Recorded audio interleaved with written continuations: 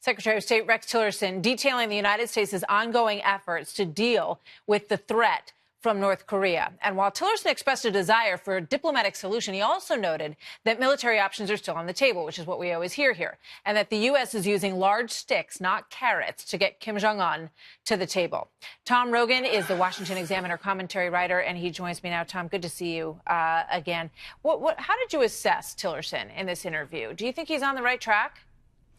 Well, good to be with you, Martha. I think he is on the right track in terms of the broad theme of trying to pursue this diplomatically. But the problem is, if you look at South Korea being very much detached now from the Trump administration's tougher approach to dealing with North Korea, if you look at the timeline, probably less than 6 months now to a credible ICBM plus warhead capability on the North Korean side, and the Chinese still not doing really anywhere near enough, I think his notion of how successful diplomacy is at the moment is one that is not borne out by the facts. Yeah, and as you point out, the time frame looks to be somewhere around 6 months. I've heard as early as this summer, and the big looming issue is to have that nuclear-capable warhead on an ICBM missile.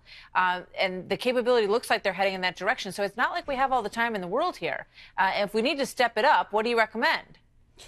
Well, look, no, I think that's the point. And I think the critical element here is if you look at the history of late-term development of ICBMs, it's about the heat shields, it's about re-entry, it's about targeting, it's basic stuff. But what should we do?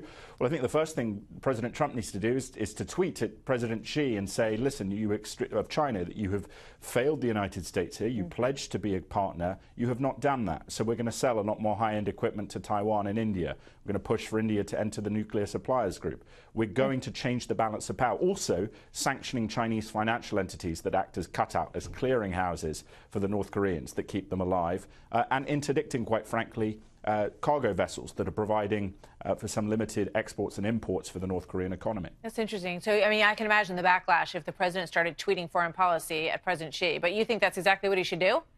Well, yes, because what else are we going to do?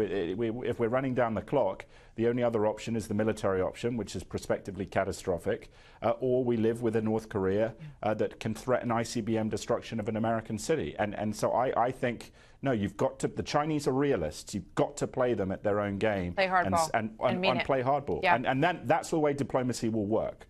So the North Koreans, to the Olympics for just a moment in the 30 seconds that I have left. The scary suggestion is that some of them, because of their failure to bring home a medal, could see some very serious ramifications, including ending up in a work camp. Do you think that's a realistic possibility for them?